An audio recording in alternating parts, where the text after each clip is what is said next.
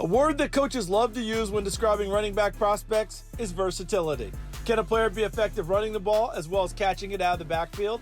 Georgia's DeAndre Swift has heard that word used to describe him since his days at St. Joseph's Prep in Philadelphia. I'm real versatile in my style of play. I can run in between tackles, outside, fast. My hands, I can really catch, play receiver, slide receiver, kick return, stuff like that. So I think I bring a lot to the table. Swift was drawn to Georgia because of its history of running backs. And now, he's about to be the next Bulldog back to reach the league. That had an effect on my commitment as well. No Sean Moreno. You got Chubb, Sony coming back, two great running backs. So they just breed running backs down there. Florida State's Cam Akers was one of the best high school players in America in 2016. A star running back for the Seminoles, Akers played quarterback at Clinton High School in Mississippi. He knew he'd be changing positions in college, but Akers loved playing quarterback because of how much he had to learn to be successful. Playing quarterback helped me a lot. I always had the explosiveness, the ability to make plays, but playing quarterback helped me kind of learn the game a little more, how to read coverages and linebackers and stuff like that, and read holes. So it kind of helped me out a lot. It helped me out, like learning the game.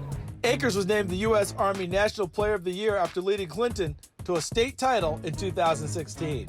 Now, after 3 years at Florida State, he could be a valuable addition to any NFL offense.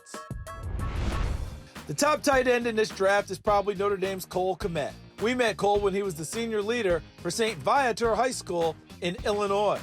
Two things stand out. Okay, number one, his physical gifts, right? You have a player who's got great size, has got speed, can cut, can catch the football. But I would say the thing I am even more happy about is that you put all those things together in Cole, and then you also have a guy who genuinely loves playing football and is actually joyful. You can see it in his face. He genuinely loves the game. He's coachable. He's a good leader. I can go in and block and be an offensive lineman, or I can split out wide, be a wide receiver, so I can do two different things in the same position. I think that's pretty cool. He's going to obviously be a significant part of the offense, whether we're talking pass game or run game.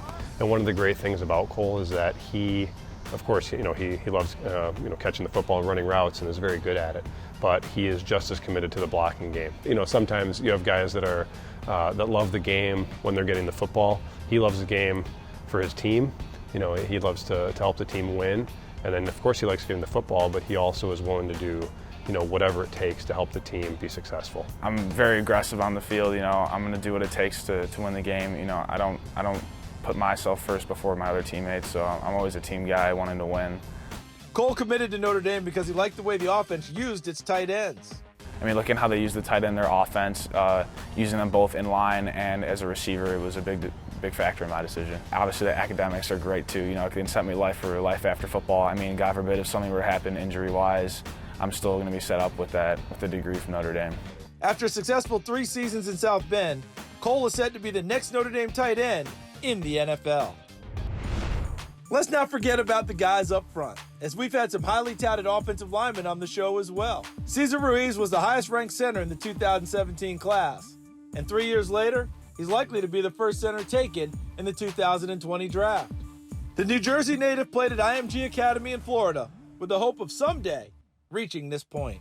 He is fully invested in developing himself, to the bitter end in everything that we do, and I mean that wholeheartedly. His commitment level to that process, and then he's a high-character kid. You don't question what it is that he's doing or not doing off the field. We know that he's getting his sleep. We know that he's investing in other kids, right? So he's becoming the man that he wants to become, that we want to see him become. And then moreover, you look at just his athletic ability, it allows him to be so diverse even at the next level. He can do so many different things. So he doesn't just rely on being big, right? He can do what he does with great athleticism and technique, and that can make him undefeated. I'm very nasty and aggressive. I'm going to come off the ball and I'm going to hit you. I just want to get, faster and stronger, work on my technique more. I'm not perfect. There's always areas to improve, of course. In college, of course I want to make it to college. Of course, when I'm in college, I want to win a Remington Trophy. Of course, go to the NFL and have a successful year in the NFL, and just, that's just my goals in life. Isaiah Wilson is another offensive line prospect who could hear his name called in the draft's first couple of days. The Georgia product is from Brooklyn originally. During his time at Poly Prep, he was praised for how mobile he was for his size. It was all thanks to his relentless work ethic. For the past 3 years, essentially every day I come home at 7:30. because I finish school at 3, and then from 3 to 5:45, I'm working out here with the team, or I'm lifting, or I'm running, or practicing for a game. He's a big guy, and I want him to know because you're big, that doesn't mean everything comes to you easy.